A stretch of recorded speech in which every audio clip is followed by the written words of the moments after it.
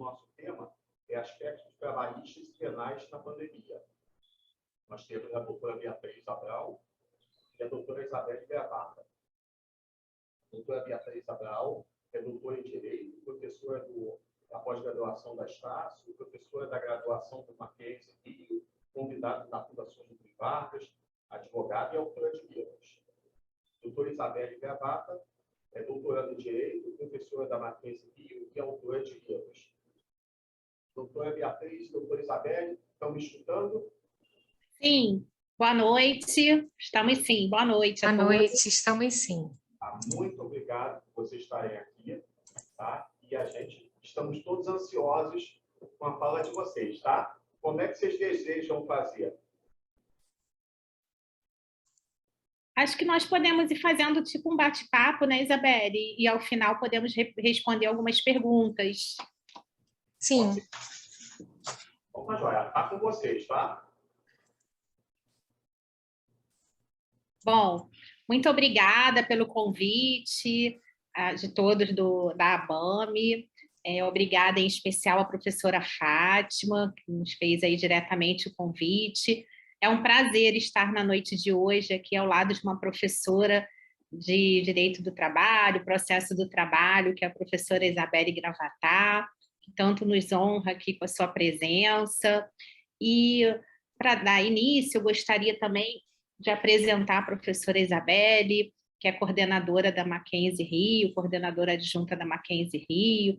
Tem várias atividades, dentre elas aí a de ser professora da Mackenzie, professora de vários cursos aqui no Rio, enfim, é uma referência na área trabalhista. Tenho certeza que teremos muito a ganhar aí nessa noite, né, nessa hora que estaremos juntos, falando um pouquinho sobre os aspectos trabalhistas e também penais durante a pandemia.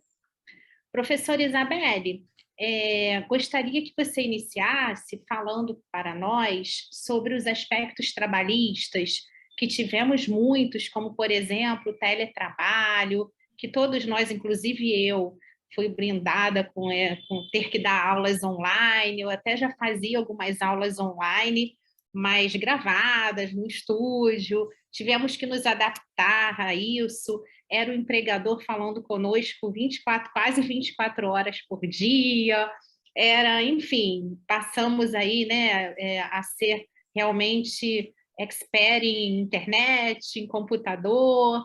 Como é que foi aí isso no aspecto trabalhista durante aí a pandemia? Bom, boa noite a todos. Muito obrigada à ABAME pelo convite, a Fátima Santoro, que acabou de entrar, obrigada pelo carinho, por ter convidado tanto a mim quanto a professora Beatriz. A professora Beatriz me apresentou, mas eu é que tenho que apresentá-la. A professora Beatriz é doutora em Direito, ela é professora do programa de doutorado e mestrado da Estácio de Sá, ela é professora da Mackenzie Rio há uns longos anos, já nem me lembro mais, né, Bia?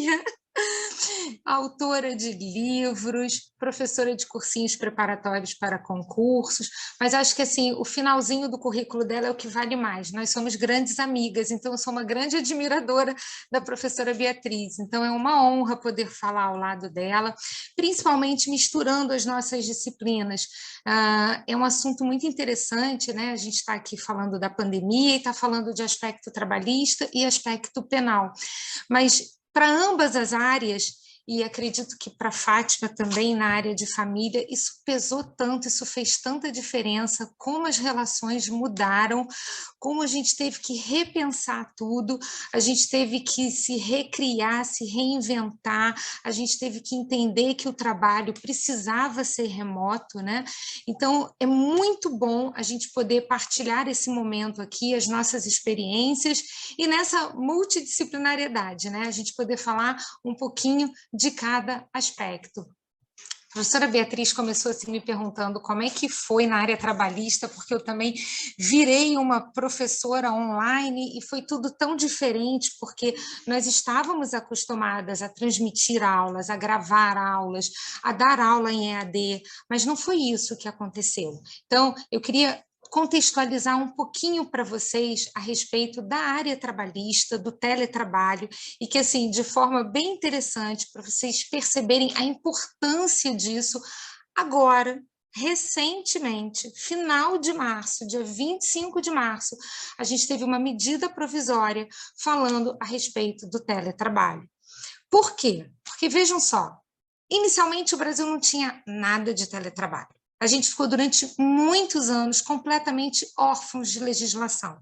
A gente não tinha, a gente dava uma olhadinha nos Estados Unidos, a gente dava uma olhadinha na França, a gente espiava o que estava acontecendo em Portugal, na Espanha, e a gente tirava de lá algumas lições. A gente começava a olhar assim, nos Estados Unidos, eles começaram muito a trabalhar de casa. E esse home office começou a ser através de meios telemáticos e informatizados. Porque é isso que é interessante, porque trabalhar de casa já existia no Brasil. Trabalhar de casa, nos primórdios, as mulheres entraram no mercado de trabalho através da sala de aula e da costura. Como é que elas costuravam? Elas tinham uma máquina em casa e elas iam até as fábricas, elas buscavam o tecido e costuravam em casa e entregavam a peça pronta. Escola, sala de aula, era dentro de casa. Então, se reunia um grupo. A gente tem uma história muito interessante na Mackenzie de um casal que eles começam toda a estrutura na casa deles, onde a esposa resolve reunir a criançada e lecionar dentro de casa. E, a partir dali, a mulher vai ganhando essa força no mercado de trabalho. Então, assim, a gente já conhecia o home office, só que a gente começou a ter uma tecnologia, e não foi, assim, uma evolução tecnológica, eu costumo dizer que foi uma revolução tecnológica, foi um boom. A nossa vida, e olha, gente, eu posso falar assim que aos 50 anos de idade eu presenciei isso tudo, ela, num estalar de dedos, ela passou a conter tudo aqui, nas nossas mãos. Hoje, você não tem mais a máquina fotográfica, você tira uma foto do celular. Você não tem a máquina de escrever, você faz tudo por aqui, você digita aqui. Você não tem mais um telefone fixo em casa, as pessoas dão um número de celular. A gente não precisa mais abrir o computador para responder um e-mail, ele está na palma das nossas mãos. Então, essa tecnologia, ela foi se tornando muito fácil, muito acessível, e a gente foi podendo trabalhar através dessa tecnologia. E isso nos Estados Unidos explode, e eles começam a entender que trabalhar dentro de casa é muito difícil, porque os familiares não compreendem que nós estamos trabalhando. Então as pessoas param e perguntam, você quer um copo de água? Param para bater um papo e a gente não consegue desenvolver. Então eles criaram aquelas garagens, eles começaram a se deslocar para um lado de fora da casa, onde eles acordavam, tomavam banho, se arrumavam, iam ali para aquela garagem, um anexozinho, fazer o escritório deles, o trabalho deles. E isso foi crescendo. Vem a França e começa a olhar um outro aspecto. Bom, a gente está trabalhando com essa tecnologia, a gente pode realmente trabalhar de qualquer lugar, e aí a gente amplia. Você sabe, Bia, que antes a gente falava muito do home office, hoje a gente fala de anywhere office, anywhere, você pode trabalhar de qualquer lugar, você não precisa estar em casa, você pode estar num café, mandando mensagem, trocando mensagem, está trabalhando. Então você pode estar até na praia, se tocar o telefone eles vão escutar, olha o mate, né? Mas você pode estar na praia e estar trabalhando. Então você pode trabalhar de qualquer lugar. Aí a França vem e diz assim, então peraí, vamos pensar na desconexão. Não dá para a gente ficar conectado full time. A gente tem que ter um horário de descanso, a gente precisa preservar a saúde do trabalhador.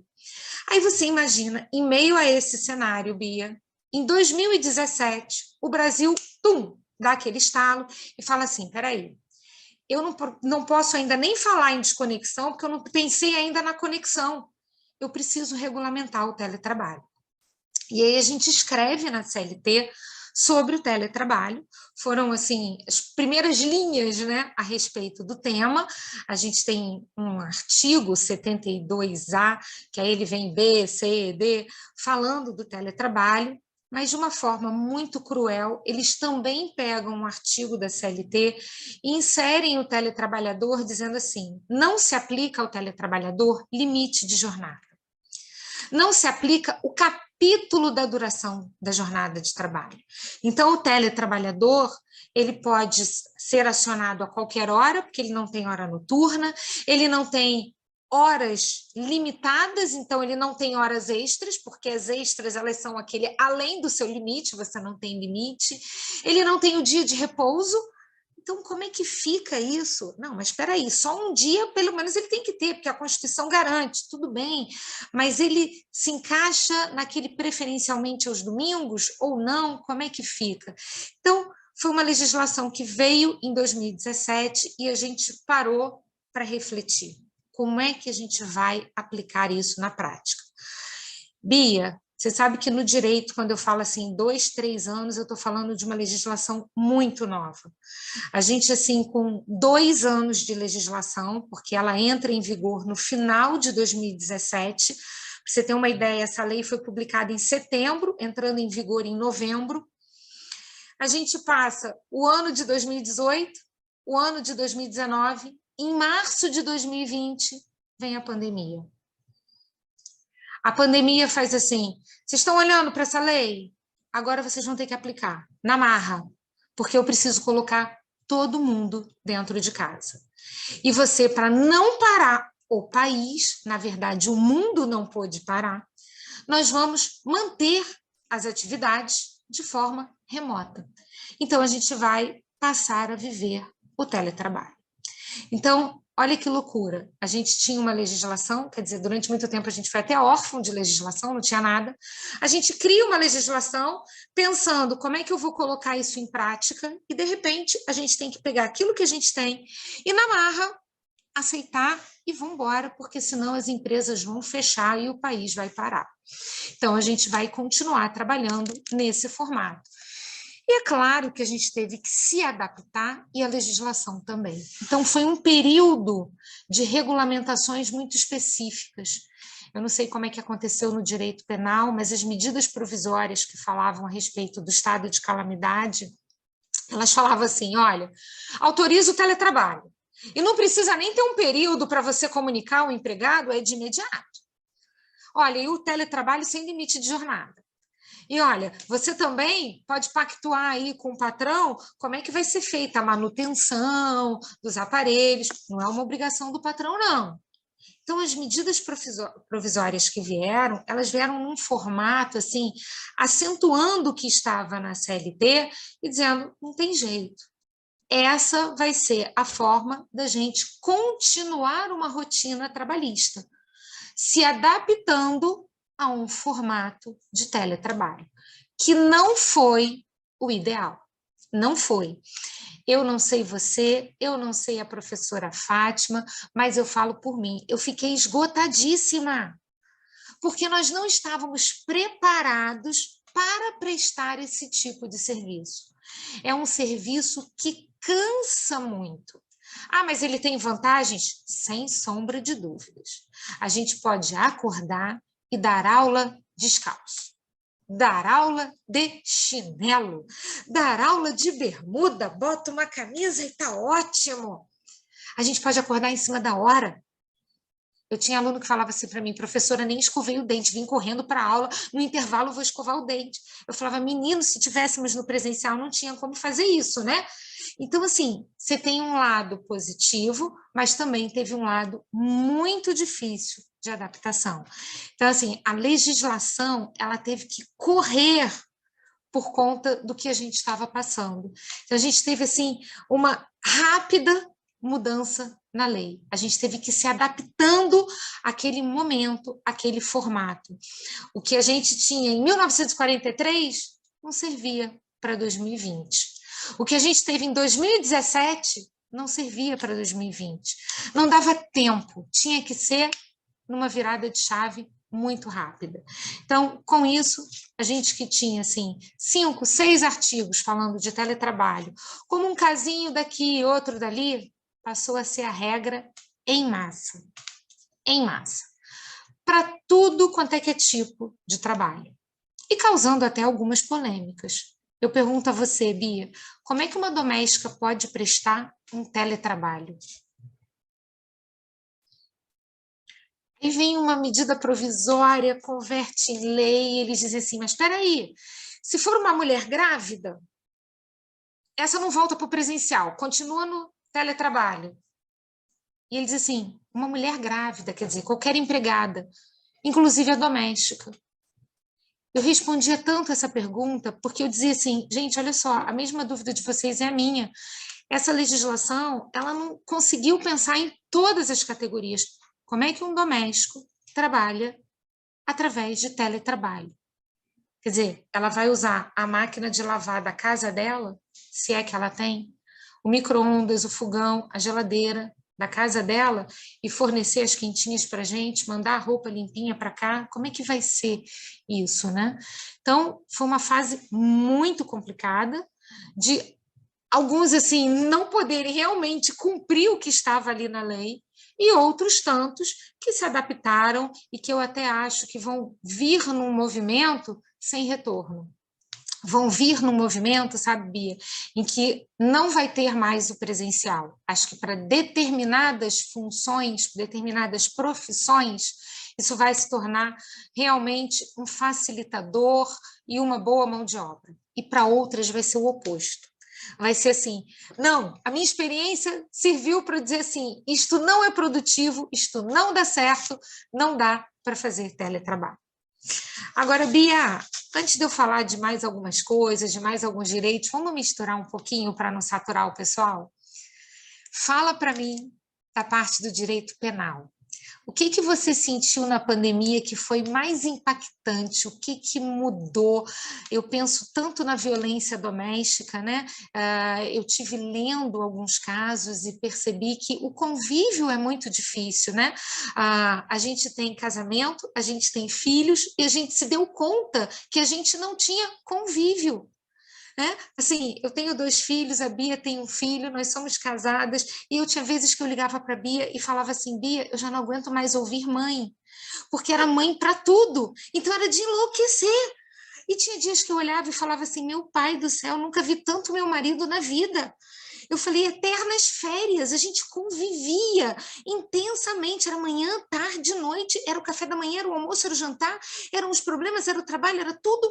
Então, assim, quem suportou, quem conseguiu e quem perdeu a cabeça, aconteceu mesmo, violência doméstica aumentou. O que você pode falar para a gente sobre isso, Bia? Pois é, tivemos um boom do número de violência doméstica, de casos ligados à violência doméstica. Na realidade, nós temos a Lei Maria da Penha, que é a Lei 11.340, que desde 2006 tem tentado aí enfrentar toda essa problemática. De lá para cá, alguns casos, no início, né, do advento da lei, alguns casos diminuíram, porque, na realidade, pessoas, mulheres que não iam na delegacia passaram a ir, por causa aí de um aumento de muitas pesquisas, muitos programas que foram aí incentivando isso. Quando veio a pandemia, todas as pessoas juntas, dentro de casa, não podendo sair, no início foi muito problemático, até hoje, mas no início foi pior ainda, naquele período que teve realmente lockdown, que teve confinamento. Então, as mulheres não conseguiam sequer sair de casa para ir na delegacia, porque aí todo mundo dizia, tem que ficar em casa, quer dizer, tinha que ficar em casa. Mas e aí? Aí ela apanhava em casa. E aí tem a violência física e a violência psicológica. Então, as mulheres não conseguiam, algumas que trabalhavam de casa não conseguiam trabalhar de casa. Muitas vezes tivemos alguns vídeos até que foram aí, que foram divulgados. Tinha um vídeo onde aparecia uma mulher fazendo um sinal numa reunião com um grupo de colegas de trabalho, onde a mulher aparecia fazendo um sinal, eu estou bem, mais ou menos, e aí o homem ali por trás, e ela querendo fazer, aí eles na reunião diziam assim, mas a fulana está estranha hoje, o que ela está querendo dizer? Mas aí ela não conseguia falar, e aí foi um vídeo educativo que retratava bem o que as pessoas estavam passando. Então, quer dizer, a violência piorou, elas não tinham como ir até a delegacia, sequer conseguiam encontrar uma amiga, um parente para poder falar isso pelo telefone. Quase nunca era possível, porque estava o agressor ali dentro de casa, junto com as crianças. Então, assim, o número foi infindável de casos de violência doméstica. Isso se retrata ainda tem acontecido.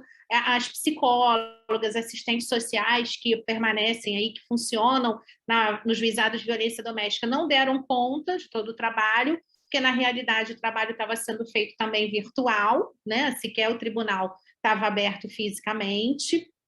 Então, realmente, deixou muitas sequelas. E outra coisa que também foi muito atingida... Só sem querer te cortar, só para você, assim, para que eles percebam até o que eu estava falando do que é interessante das nossas disciplinas se interligarem.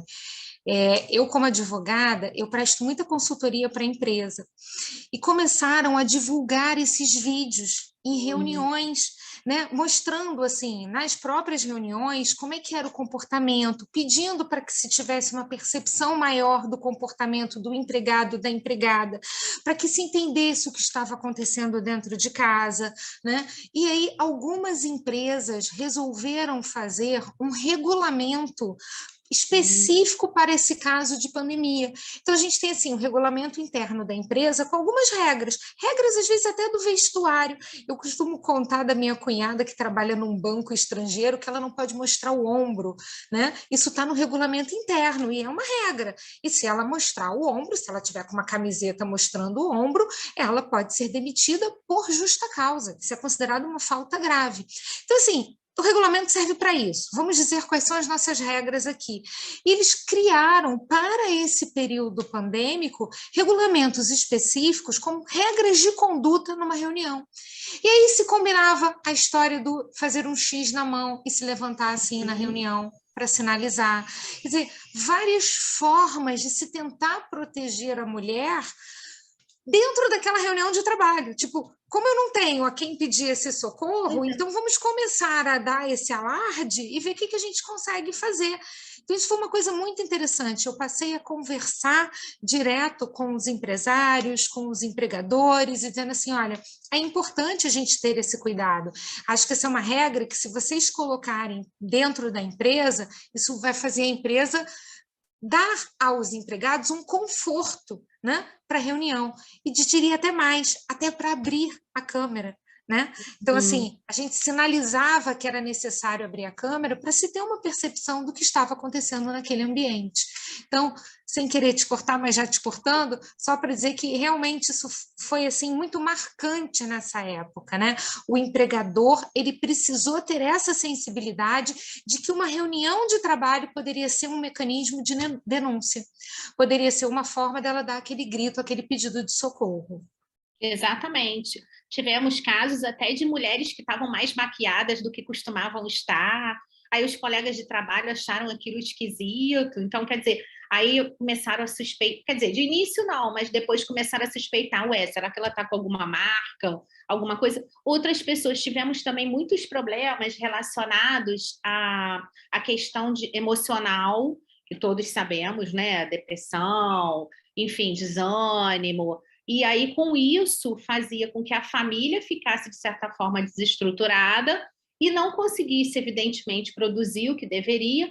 E, com isso, o homem depressivo ou que perdeu o emprego acabava descontando aonde? Na mulher, que era vítima mais ainda de violência doméstica. Ao lado da mulher, tivemos também a questão do menor. A criança e o adolescente sofreu muito nesse período, apanhando, recebendo maus tratos, deixando de estudar. Várias crianças ficaram sem estudar. Nós temos o exemplo do Colégio Pedro II, que há pouquíssimo tempo voltou às aulas, parece que nem online teve por um bom tempo. E aí uma pessoa que o filho estuda lá, uma pessoa próxima até me disse, caramba, meu filho queria estudar mesmo que fosse online, mas aí ele não estuda, aí fica em casa desanimado, aí ele tem 7 anos e estava em depressão dentro de casa, não queria nem mais brincar, não queria estudar, para voltar para a escola foi um problema. Então, quando não foi problema de violência física pelos próprios pais, que estavam nervosos e tal, tivemos violência psicológica também, de certa forma, que essas crianças, para serem reintegradas na sociedade, foi bem complicado. E um outro problema que foi bem grave que tivemos durante a pandemia, no aspecto penal, foi do sistema prisional. Todo mundo me perguntava assim, Tá, mas e aí? Está tendo muito Covid lá dentro? Como é que está sendo feito? De início, até os advogados foram proibidos de visitar seus clientes. Então, eu tive uma problemática, realmente, que eu tive uma cliente que foi presa logo naquele início, regime semiaberto, e não podia ter visita de advogado. E aí a OAB Federal, começou a discutir como é que vai ser isso. Ele não pode ficar lá sem visita de advogado, porque está escrito na Constituição, no Estatuto da OAB, que o advogado pode ter acesso. Mas o advogado pode levar a doença lá para dentro. Não tem nem se vislumbrava ainda vacina. Como é que vai ser feito isso? Tivemos duas coisas realmente inovadoras. Uma delas foi um habeas corpus coletivo da Defensoria Pública, impetrado pela Defensoria Pública, que estendeu aí, que pediu esse benefício, que foi estendido para vários réus que estavam cumprindo pena em regime semiaberto, deles poderem ter direito a uma visita no final de semana, e essa visita acabou se prolongando. Claro, alguns com bom comportamento, que cometeram crimes menos graves, tinha uma série de requisitos. E aí, com isso, uma coisa de muita gravidade que aconteceu foi a proibição de visita por parte dos parentes. E isso atingiu, né, diretamente a questão aí dos direitos humanos, porque aí, tudo bem, depois alargaram e os advogados puderam entrar com certas restrições e tal. Mas e os parentes? Aí eles ficaram meses e meses, acho que quase um ano, se eu não me engano, sem visita de parente, sem visita de filho, de marido, quem era mulher, e vice-versa, enfim, de pai, de mãe, de irmão. E aí, com isso, muitos adoeceram no presídio, não apenas de Covid. Covid, realmente tivemos poucos casos, mas adoeceram de outras doenças, principalmente doenças psicológicas, se sentindo cada vez mais afastados da sociedade, achando que ali era um mundo interminável, que nunca ia ter fim. O que está acontecendo lá fora? Todo mundo morreu e a gente não sabe. Enfim, então foi bem complicado. Ainda estamos colhendo frutos aí desse período, de uns meses para cá, acho que do meio do ano para cá, que as coisas começaram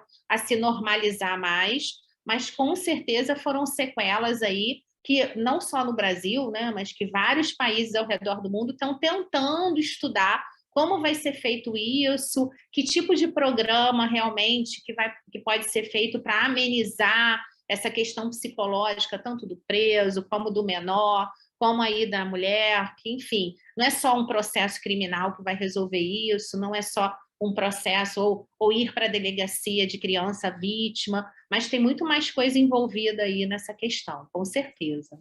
Você sabe, Bia, que falando dessa história do problema psicológico, a gente tem esse terror psicológico no ambiente de trabalho. A gente tem o assédio moral. E a gente teve muita dificuldade, neste momento pandêmico, de compreender se era um assédio moral, se era um mero dissabor, uma sensibilidade. Por quê? Porque uma coisa é você dar uma ordem com olho no olho, falando, tem entonação. Quando eu viro e falo assim, querida, eu posso estar falando querida para te dar uma bronca, eu posso estar falando querida, ou eu posso falar querida com deboche. Agora, escreve, querida, o que isso quer dizer? Como é que eu vou interpretar? Como é que eu vou ler? E a CLT, ela quando passou a prever essa possibilidade de se trabalhar com meios telemáticos e informatizados, ela disse assim, isto é utilizado inclusive para configurar a subordinação. Então, patrão, se você quiser dar uma ordem para o empregado, essa ordem não precisa mais ser pessoal. Ela pode ser através desses meios. E isto pode ser utilizado como prova num processo. Eu posso mostrar, por exemplo, um WhatsApp. Eu posso mostrar, por exemplo, um e-mail. E o que está escrito ali? Será que aquilo ali tem uma conotação de assédio? Será que ele está falando daquele jeito comigo, me seduzindo? Será que ele está falando comigo daquele jeito, com terror psicológico? Então, a gente passou a ter, assim, como você falou, né? Eu acho que aumentou, potencializou. A gente, com esse tipo de trabalho, e mais do que isso, sem ter uma educação para tanto. Porque se você vem sendo educado a trabalhar, essa história que eu estava falando para você, quando eu presto uma consultoria para uma empresa, eu sempre vou falar de todos os riscos. E eu digo assim, Quando você for mandar uma mensagem pelo WhatsApp, tenha formalidade ao dar essa ordem. Fale de uma maneira que não seja uma maneira de brincar. Você tem que falar com seriedade, com cuidado com as palavras que você está utilizando, porque o que importa não é o que você escreveu, mas sim o que o outro leu. Só que, Bia, assim, quantos por cento tiveram essa orientação? Pouquíssimos.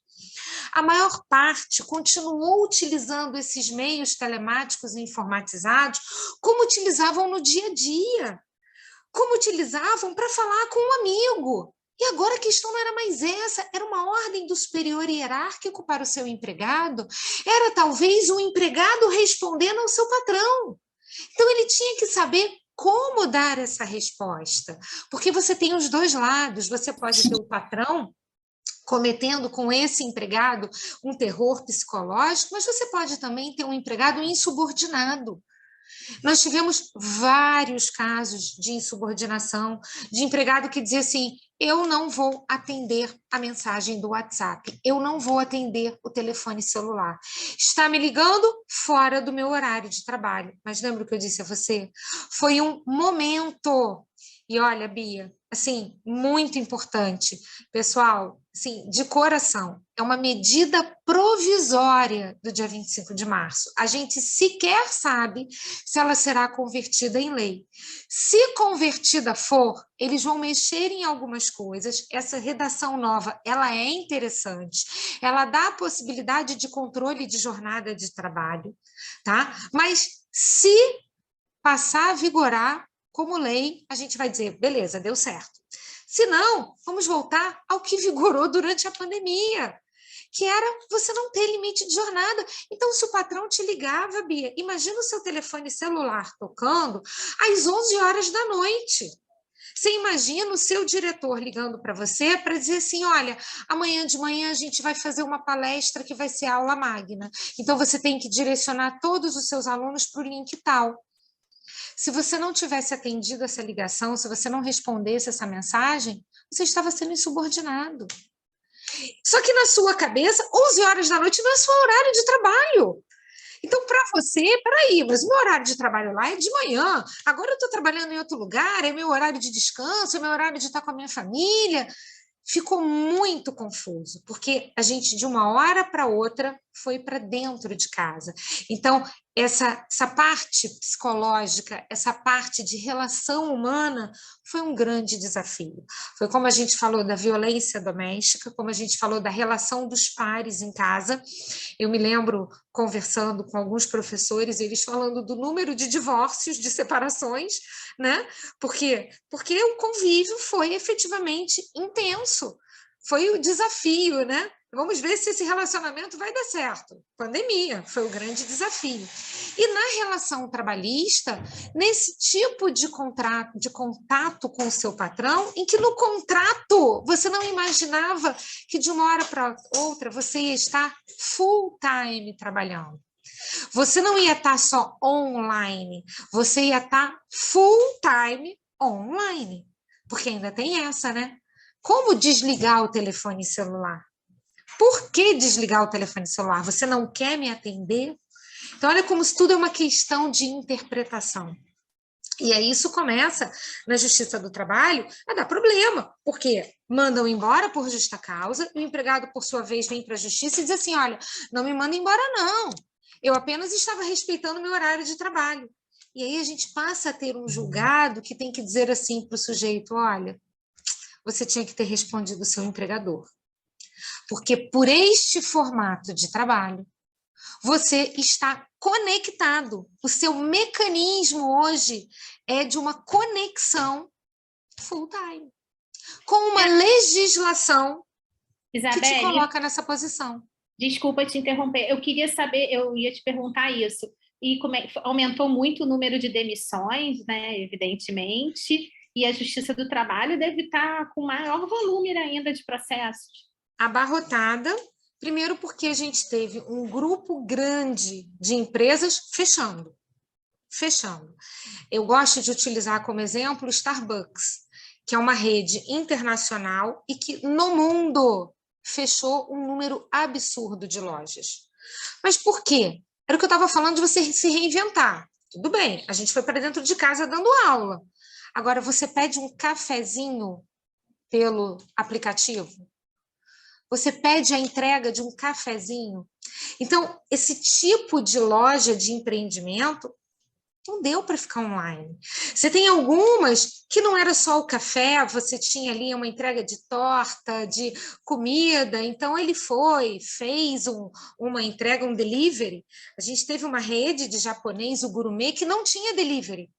Eles passaram a ter o delivery com a pandemia. Então, eles conseguiram reescrever a história deles e falar, não, peraí, eu vou fazer um tipo de embalagem que o seu japonês vai chegar numa qualidade igual a que você consumia aqui para eu continuar tocando meu negócio. Eles não demitiram. Mas já o Starbucks, que fecha as portas, acaba com o empreendimento, acabou o local de trabalho. Outros tantos entenderam assim, peraí, quando eu tinha o trabalho presencial, a Bia trabalhava de tal hora a tal hora. Agora a Bia estando em casa, ela está full time à minha disposição. Então, eu não preciso ter 2, 3, 4 funcionários, basta eu ter a Bia. E aí manda embora. Então, a gente teve muita demissão. Fora a gente ter uma redução de compra.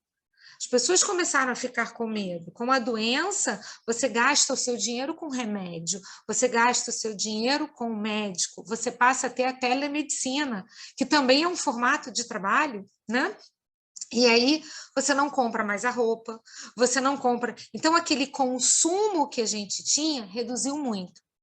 E aí, aquele empreendedor, ele tem que diminuir o quadro dele. A gente ainda não tem esse número, né, relacionado, a gente ainda não catalogou, o TST ele sempre faz um comparativo, uma estatística, e a gente está imaginando que no final desse ano venha exatamente esse retrato da quantidade de reclamações trabalhistas oriundas do período pandêmico, que, sem sombra de dúvidas, aumentaram e muito, e muito.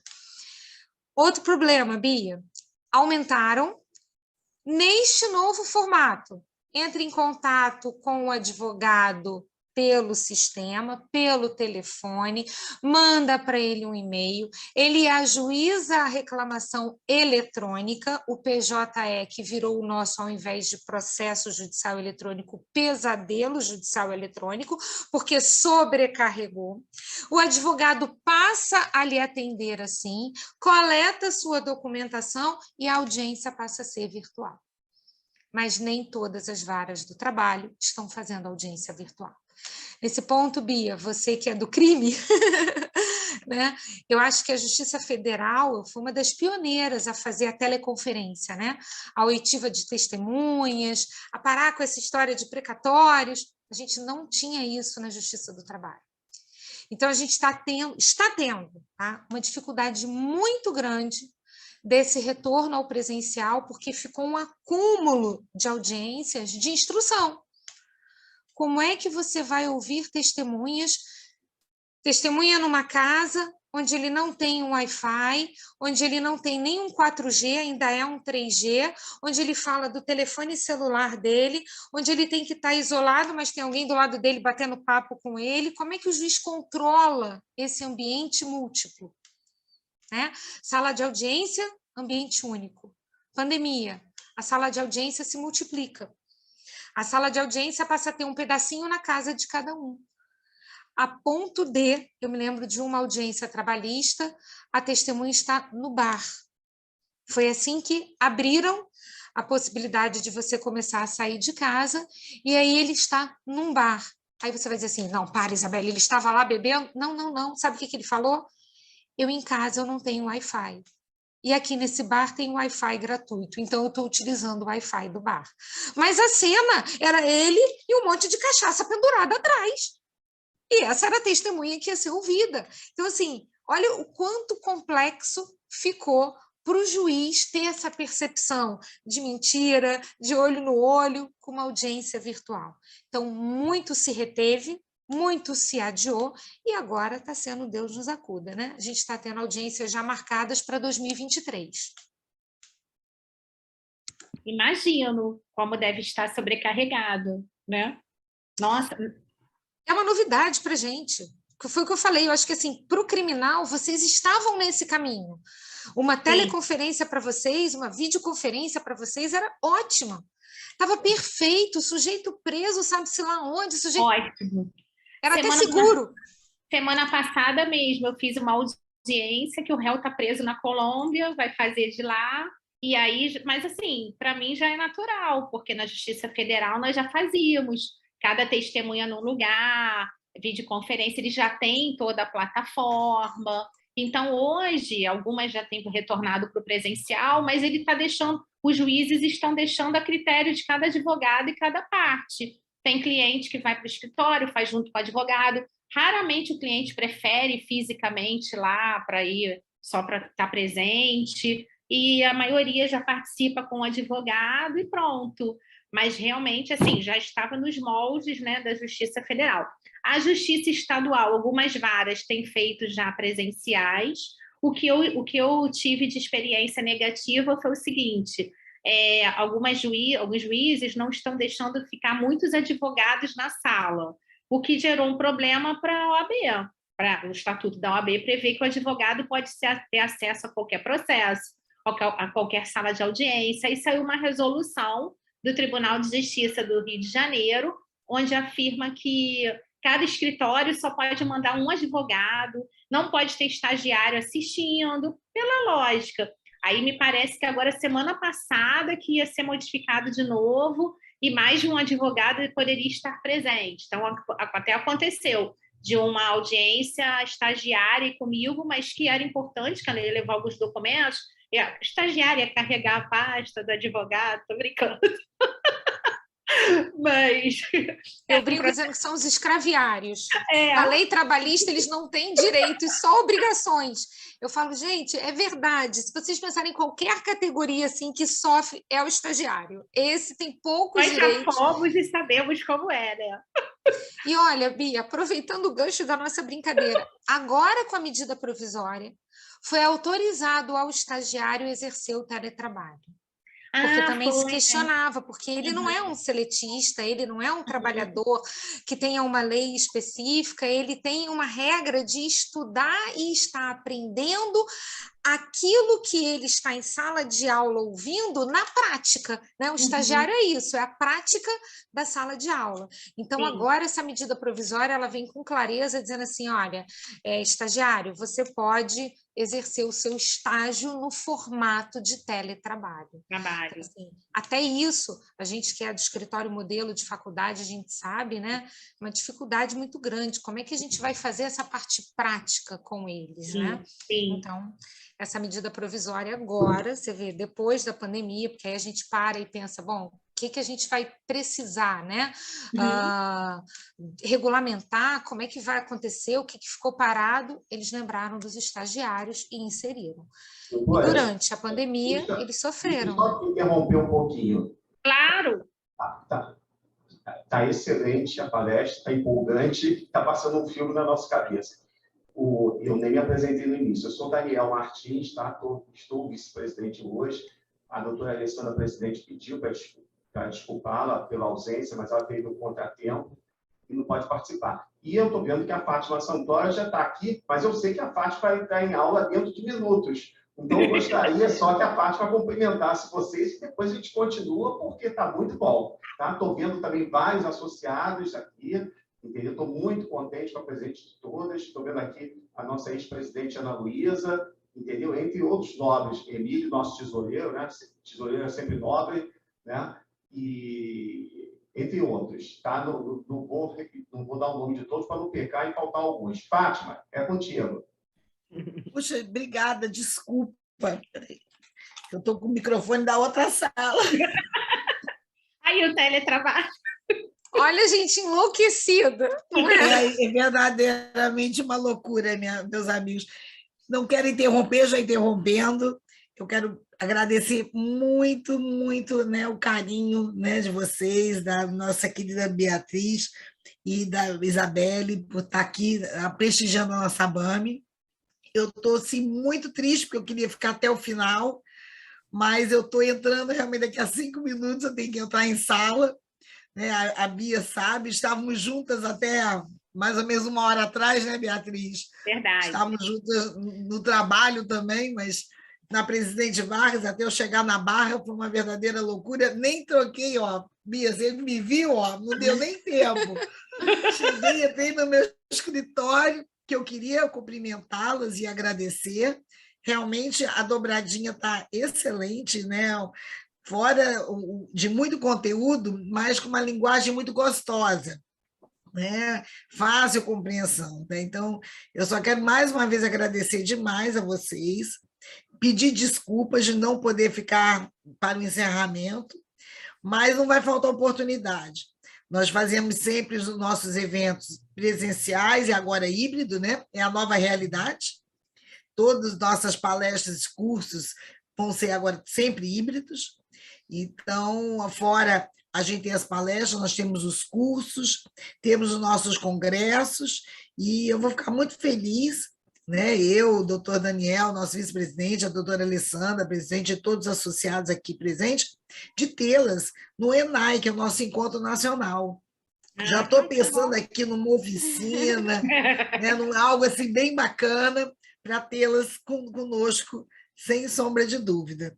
Tá? Então, eu não quero interromper mais, vou pedir licença que eu vou ter que realmente sair da sala para dar atenção aqui às minhas crianças, já estou com 4 em sala ali, deixa eu até ver se não estava aberto o microfone.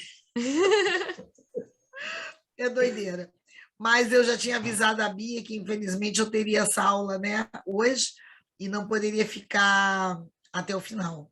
Tá, Bia? Muito obrigada, amiga, por tudo. Obrigada, professora Isabelle.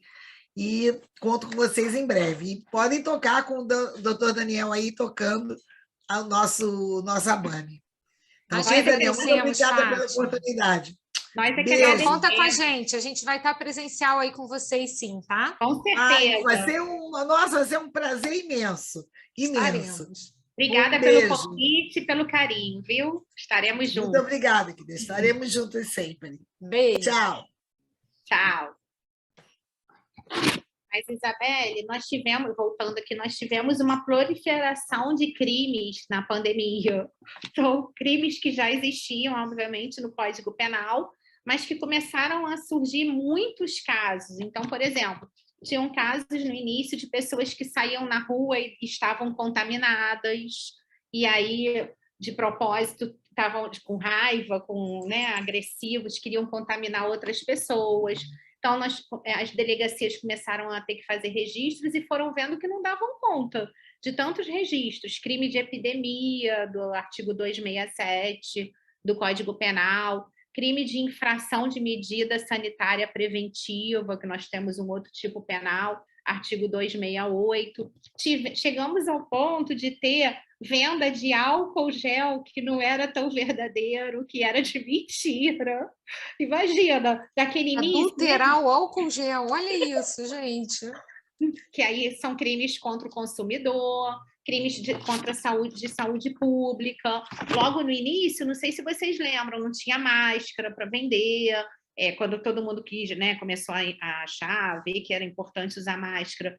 Até o álcool estava escasso, então algumas empresas começaram a fabricar uns produtos misturados com álcool, então, na verdade, não dava o efeito de proteção para o coronavírus, e aí isso tudo foi surgindo aí vários crimes, e a delegacia, os delegados, os policiais tendo que trabalhar, mesmo, né, com tantos casos de Covid, não puderam parar, evidentemente, como outros serviços essenciais, e as pessoas se aproveitando desse momento para praticar os delitos. Então, realmente, foi complicado. Nós tivemos aí um número absurdo de crimes nesse Bia, sentido. E olha que interessante. Durante a pandemia, algumas atividades elas puderam voltar ao retorno, claro, tirando o médico que nunca nem parou, né? Mas algumas, como os contadores, eles foram os primeiros a serem autorizados ao retorno ao trabalho. E aí eu tive muito problema com o Ministério Público do Trabalho, porque o Ministério Público do Trabalho ele exerce a fiscalização do trabalho. E aí, passando para o meu lado, não tem máscara, o álcool adulterado, o sujeito tomou ou não tomou vacina, como é que isso fica na relação trabalhista? E isso é muito interessante, porque assim, as pessoas elas querem pegar um viés, muitas das vezes até político e religioso para a discussão. E ela tem que ser muito jurídica, né? Eu acho que compete a gente aqui, não é dizer se eu sou a favor ou se eu sou contra a vacina, se é um placebo ou se ela foi estudada, se é uma coisa da ciência. A questão não é essa, a questão é, num momento pandêmico, em que se cria uma vacina, e se determina o retorno ao trabalho. Pode o empregador exigir que o retorno esteja atrelado à comprovação da vacinação? Pode. Como é que ficou isso? Pode. Uhum. Ele pode. Ele pode exigir. Por que ele pode exigir? Por conta da coletividade. Porque o individual não se sobrepõe ao coletivo. Foi o que você falou, mas espera aí, e se eu contamino aos demais? Outro problema que a gente teve foi a máscara. O empregador é obrigado a me fornecer um equipamento de proteção individual, o chamado EPI? Sim. E aí se discutia, ele tem que me fornecer o álcool, a máscara. A gente veio com normas regulamentadoras, né?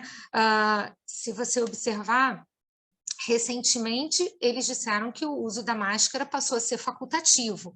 Em seguida, em alguns lugares, alguns estados, até está sendo dispensado, não precisa mais a utilização da máscara. Mas e quando se tinha que utilizar a máscara? Era o empregador quem era obrigado a fornecer a máscara? O empregado, se não tiver a máscara, ele pode dizer, não vou trabalhar porque eu não tenho máscara, para me deslocar? Então, assim, foram problemas, eu falo, a nossa CLT de 1943, ela não tinha ideia do que a gente ia passar. Porque por mais que nós já tivéssemos vivido, né, alguns casos de doenças que na história geraram a discussão da vacina, a gente não teve essa possibilidade de trabalho à distância e a gente não teve essa forma de retorno, porque é uma forma híbrida, como nós estamos agora aqui participando. Então, quer dizer, será que por cautela se deixa em casa grupo de risco? Será que por cautela se deixa em casa se o empregador não tem condições de manter aquele distanciamento de 1,5 metro que foi imposto? Né? Então, e como o empregador faz isso? Sala de aula, como é que pode o dono da instituição fazer isso se não desdobrar as turmas em duas? Foi o que acabou acontecendo, né? A gente desdobrou as turmas. Espera aí, não dá mais para ter uma turma aqui com 60. Eu vou ter 2 turmas de 30. Mas você tem espaço físico para isso? O seu estabelecimento comporta esse tipo de estrutura? E o ambiente de trabalho, Bia, quando a gente fala em ambiente de trabalho, eu estou falando de uma garantia constitucional. O meio ambiente não é só a gente pensar no verde que está lá fora, não. É o meio ambiente do trabalho que tem a nossa segurança e a nossa medicina em risco. Porque a minha saúde não é só a mental, é também a física. E eu vou além. Não só com esses aspectos, mas, por exemplo, eu estou aqui sentada em uma cadeira que não é uma cadeira toda ergonômica. Se eu ficar aqui muitas horas, isso pode me dar uma doença profissional? Isso pode acarretar o meu afastamento ao trabalho? Eu utilizar o computador, essa luminosidade, sem um protetor na minha tela, não pode me causar danos? Será que eu consigo classificar isso como um acidente de trabalho? Como é que eu vou fazer esse nexo do trabalho com a doença, o nexo do trabalho com o acidente? Olha o quanto isso girou o direito, né? Assim, eu acho que no crime a gente já tinha e aumentaram os casos. No direito do trabalho virou uma novidade. A gente passou a ter que pensar nisso tudo. E é uma controvérsia grande que em pouco tempo a gente não tem uma solução. A gente tem correntes, né? Então, é a história do posso obrigar a vacina? O que prevalece hoje? Sim, pela coletividade. Então, a gente passa a ter julgados nesse sentido de autorizar o patrão a exigir a vacinação. Ah, mas eu não acredito na vacina, mas a regra da sua empresa é essa. Eu comparei uma vez, mal comparando, a história do ombro, né? Que na empresa que a minha cunhada trabalha não pode mostrar. E eu dizia assim, gente, eu particularmente eu nunca recebi nenhum elogio do meu ombro. Nunca disseram para mim que ombro lindo, queria dar um beijo no seu ombro. Nunca. Então eu não acho que faça diferença nenhuma. Eu não acredito que o ombro seja nenhuma parte do meu corpo sedutora. Não. Mas é uma regra, não é? E eu não tenho que obedecer àquela regra? Eu tenho que obedecer àquela regra. Então a gente tem que saber a adequação do nosso trabalho. Ambiente de trabalho está sujeito a regras. Então, hoje, eu posso acreditar ou não. É a regra da minha empresa? Eu tenho que obedecer. Sob pena de ser mandado embora por justa causa. Pode acontecer. Ah, mas Isabelle, tem gente que diz que isso não dá justa causa. Claro, é tão novo que eu ainda tenho muitas correntes. A matéria não está pacificada. Mas se você tem 1% de chance de perder o seu emprego, você vai correr esse risco? Não, né? Então, é um alerta que a gente dá, que é, de fato, algo muito novo, que não imaginávamos, não tem como, gente, em 1943, você caçar na CLT um artigo que fale sobre isso, porque não era realidade. Isso se tornou uma realidade em 2020, quando a gente entrou na chamada greve geral. O que foi a pandemia? Greve geral, mundial, porque o mundo parou. Né? Acho que foi um dos poucos fenômenos que fez o mundo parar. Todo mundo foi para casa. Então, a gente tem que agora pensar nesse formato de retorno, como é que a empresa, e até o próprio Ministério Público, que fiscaliza, assim como os auditores fiscais do trabalho, eles tiveram que redesenhar a fiscalização. Ô, Bia, você está trabalhando em casa. O seu patrão pode fiscalizar a sua casa? A casa é asilo inviolável, né? Ela só poderia entrar mediante autorização judicial. Mas aí esse é um ambiente de trabalho? Caramba, e agora? Então, eles tiveram que dizer assim, não, peraí, esse tipo de fiscalização agora também vai ser diferente. Porque senão uma penca de autorizações judiciais para poder olhar como é que é o ambiente de cada um. E esse ambiente não foi preparado. Nós não fomos preparados para trabalhar de casa. Eu acho que o legislador, quando ele pensou assim, vamos negociar quem é que vai consertar o computador, vamos negociar quem é que vai providenciar uma cadeira adequada, ele não imaginou que isso fosse acontecer tão rápido e com todo mundo. Esse foi o grande problema. Foi, de fato, muito rápido com todo mundo. Então, esses são aspectos da lei e aspectos da nossa doutrina de uma interpretação de um fato que gerou uma jurisprudência, julgados.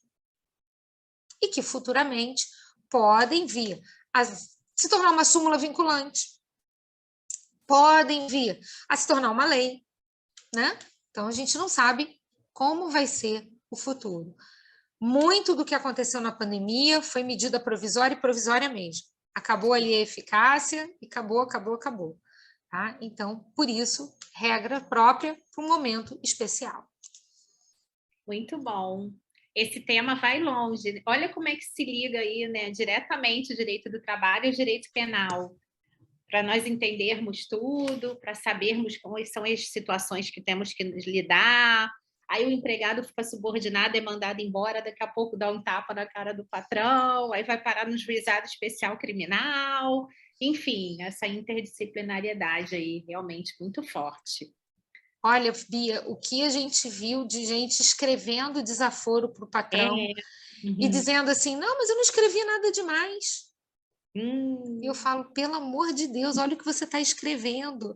Lembra daqueles crimes, olha a calúnia, olha a injúria, olha a difamação, pelo amor de Deus. Né? Então, você tem os dois lados. Ele vai ser mandado embora, muitas das vezes até por justa causa, e se bobear ainda responde a um processo. Né? Então, tem que tomar muito cuidado. É uma interdisciplinariedade, eu acho que se deixasse a gente aqui ia longe, né? Acho que a gente pode abrir agora para os questionamentos, né? Para se alguém tiver alguma pergunta, alguma curiosidade. Estou vendo a presença de alguns colegas aí no chat, alguns alunos. Mandar um beijo para o pessoal. Obrigada. Alguns ex-alunos, né, já formados, não é, Pietra? Pietra, uma querida. Várias pessoas aí, o Leandro, Priscila, Tayla.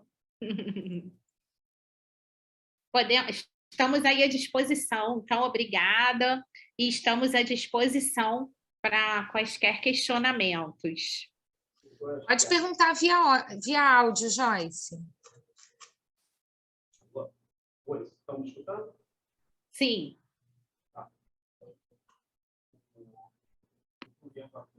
E agora não estamos Olá. ouvindo mais. Olá, boa noite. Conseguem me ouvir? Sim.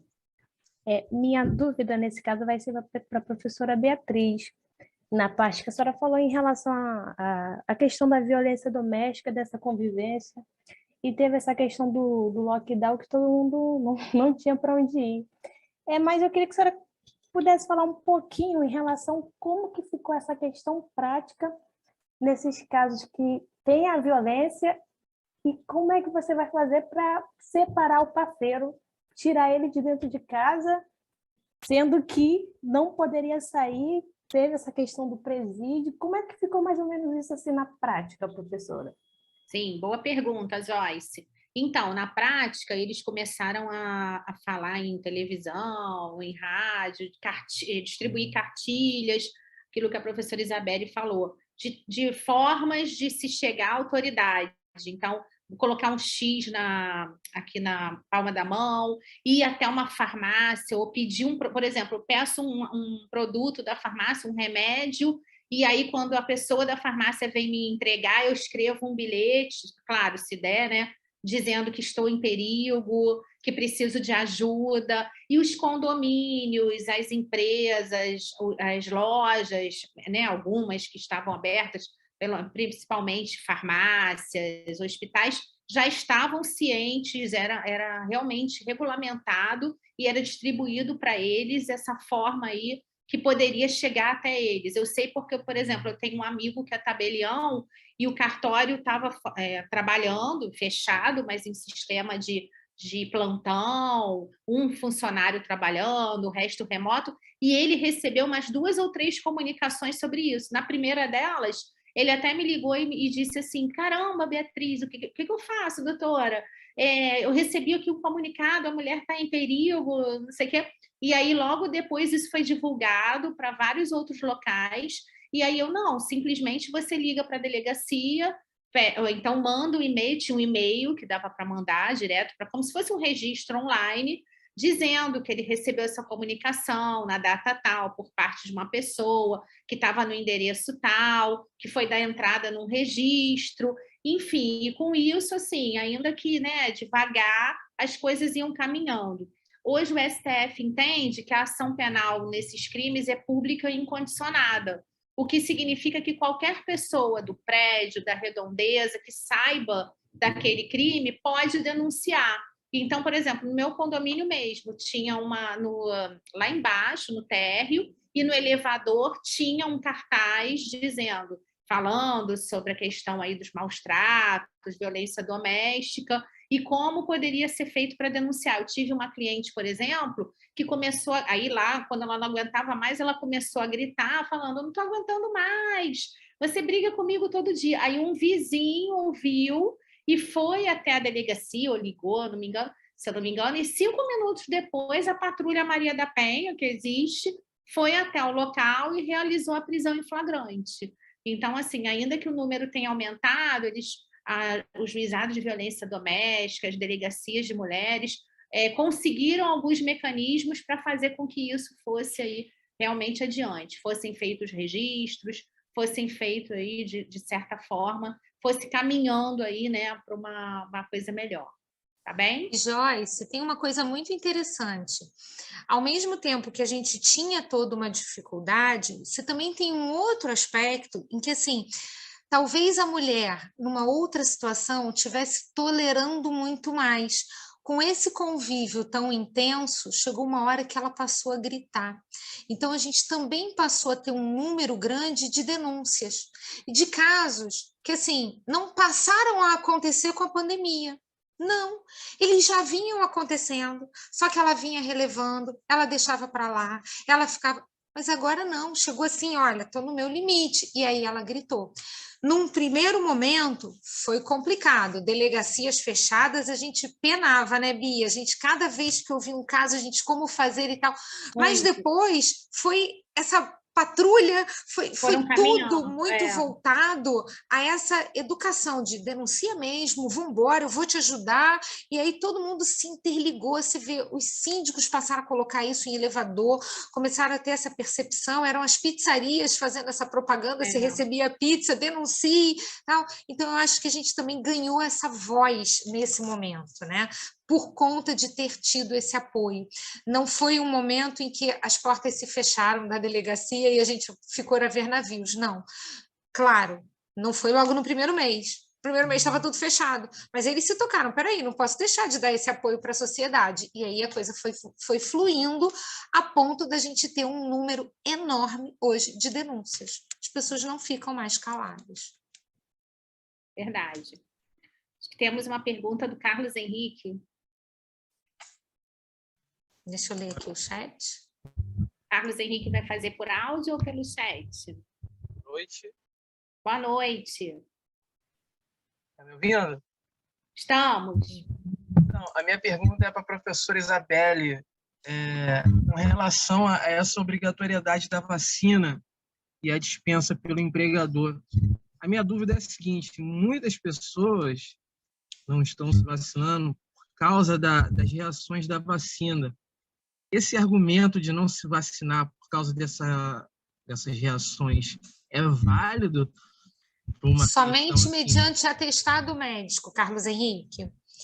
Isso não pode ser, isso foi tido como, assim, os julgados estão entendendo que isto não é uma questão de ponto de vista e de convicção. Isto tem que ser uma discussão científica. Se você tiver uma declaração médica de que você não pode tomar esta vacina, você não vai levar o comprovante, tá? Então, isso está sendo muito, assim, o tribunal apertou muito, muito, muito, muito. As regras do empregador de exigir, quando foram colocadas, foram muito discutidas. E aí o tribunal foi apertando e ele foi entendendo, não, só protejo a coletividade se eu exigir do indivíduo essa responsabilidade, essa participação. Então, aquele que não pode, ele tem que vir de forma científica, com atestado dizendo que ele não pode tomar a vacina. Aí ele está, é como falta, né? Ele está abonado. Ele está abonado. Obrigado. Nada. Mais alguma pergunta? Doutoras, eu vou pedir para a nossa secretária Caroline para ler as observações que foram enviadas, as homenagens, tá bom? Ah, tá Obrigada. bem. Obrigada. Boa noite a todos. O doutor Jonilton diz, parabéns pela explanação. A doutora Tatiana Costa, obrigada pela palestra. Nossa associada, a doutora Pietra, muito bom poder ter uma aula com vocês novamente. A Cristiane da Silva, ótima palestra. A Priscila dos Santos, obrigada pela palestra. A doutora Joyce Silva, muito obrigada pela palestra. Ok. A nossa associação também vai enviar para as doutoras o certificado, tá, dessa palestra. Os estudantes também que desejarem ter o certificado, é só entrar em contato com a nossa secretaria, tá? Eu estou vendo que tem alguns advogados que não são nossos associados, aproveito para convidá-los para se associarem e venham presencialmente também à nossa sede. Tá bom? E eu vou passar a palavra para vocês, faço o adiantado da hora, e apesar que eu estou vendo aqui que continuam todos assistindo vocês, eu acredito que se vocês quiserem falar mais 2 horas, ainda dá. Nossos horários, tá? Muito obrigado, foi muito lúcida a palestra de vocês. Doutora Isabelle, quando começou a falar, começou a passar um filme da minha vida, né, durante a pandemia, vindo trabalhar, inclusive, de bicicleta, porque na minha casa não tinha ambiente para trabalho, entendeu? Tem muitas ocupantes por metro quadrado, não de pessoas, mas de animais também. Então, eu me lembro que foi complicado. Então, foi melhor ir de bicicleta para o escritório. E, entre outros fatores também, infelizmente, eu tive que ir a alguns hospitais, né, porque atestados de óbito não poderiam sair com Covid, corpos desaparecidos, entendeu? Então, eu nunca pensei que advogado precisasse tanto no hospital, né? Mas fez parte dessa tragédia. Tá bom? A palavra é com vocês para a gente encerrando. E muito obrigado.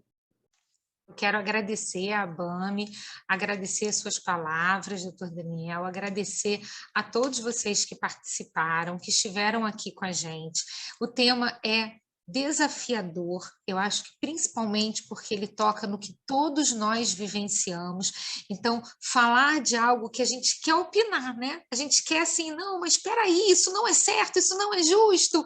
Então, todas as vezes assim que eu paro para falar, eu digo assim, eu quero falar de uma maneira muito técnica, dizer assim a vocês que nem sempre eu concordo com o que está na lei, eu que vivo com muita tecnologia, antes mesmo do teletrabalho, eu e a professora Beatriz, a gente sempre deu aula transmitida, então eu entendi que isso tudo foi um caos, foi uma reviravolta, mas a gente precisa passar para vocês os aspectos legais, a gente precisa mostrar como é que isso reverberou no meio, como é que os juízes passaram a julgar, o que não quer dizer que necessariamente a gente concorde, né? Acho que o doutor Daniel falou uma coisa ali certíssima, que foi vamos ver, foi dentro de casa.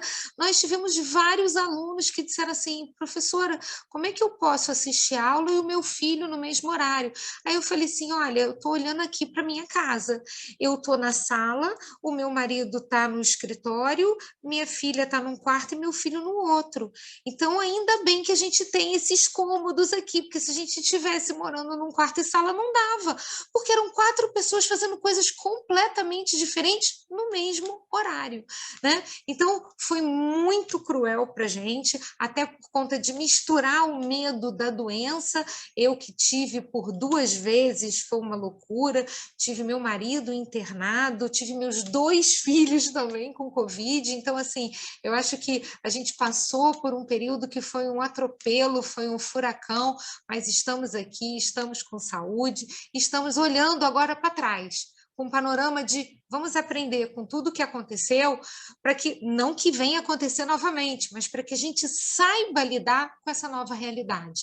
Porque foi o que eu falei para vocês, eu acho que algumas atividades elas vão permanecer no sistema híbrido ou até mesmo serão eternamente teletrabalho, serão eternamente à distância. Então, a gente agora precisa. A lei de 1943, o telefone, gente, você pediu uma ligação, né? Era toque, toque, toque, você ainda falava ali, batendo. Agora o telefone está aqui, na palma da sua mão, você não precisa pedir ligação para ninguém, você fala com o mundo. Eu estava aqui com vocês, estava minha prima, que mora nos Estados Unidos, me mandando uma mensagem, me agradecendo a indicação de um advogado que eu fiz para ela. Então, assim, ela precisava de uma indicação de um advogado empresarial, eu fiz, ela me agradecendo, quer dizer, ela está do outro lado do mundo, mandando uma mensagem para mim, apitou aqui, eu olhei, e a gente aqui fazendo tudo ao mesmo tempo. Então, que a gente aprenda e que a gente consiga caminhar com o direito da melhor forma possível para todos nós, né? Acho que esse bem-estar social é o que a gente tem que buscar com a nossa legislação. Foi uma loucura mesmo. Eu me lembro que logo no início eu tive que visitar um cliente que a família não estava podendo entrar, aí foi liberado para advogada, eu botei aquela máscara N95, e aí fui com vários álcools na mão, e aí entrei, era a única forma deles saberem se ele estava vivo, se não estava. Enfim, foi bem complicado, os processos criminais desde o início não pararam, até o STF continuou despachando, o STJ, então realmente, aí eu tinha que trabalhar de casa e a prazo, porque o processo criminal não suspendeu os prazos. Aí eu me lembro de uma vez, eu estava despachando com o juiz ligou para o meu telefone, né, para despachar, e aí meu filho, aí não tinha empregada, que também não estava podendo trabalhar, enfim, e aí o meu filho grita lá de dentro, mãe! Aí eu, excelência, desculpa. Então, assim, foi uma loucura. Mas, realmente, o fato de estarmos com saúde, podendo estarmos hoje aqui, sem dúvida, de todos os problemas, né, de todas as glórias, realmente é a maior aí que ultrapassamos, com certeza. Mas muito obrigada, agradeço aí as pessoas que estavam presentes, obrigada, professora Isabelle, pela companhia nessa noite. Foi uma delícia aprender com você, estar com você mais uma vez, e que tenhamos aí outras vezes juntas, e com a E presença... obrigada à ABAME, né, Bia? E a gente vai presencial. Estamos para ir presencial, conhecer aí realmente a estrutura, que ainda não conhecemos. A próxima vez iremos com a professora Fátima aí presencialmente. Muito obrigada. Boa noite a todos. Ok. Ainda chegou mais alguns agradecimentos. Estou vendo aqui a doutora Luciana Martins. Obrigada. A Sula. Obrigada. Tem que sair agora. Maria Aparecida Gomes. Muito boa palestra. Obrigada. Pietra, mais uma vez. Excelente palestra. Como sempre, professora Beatriz e professora Isabelle, dando um show. E Tayane também, obrigada. Tá bom? Vamos nos despedindo.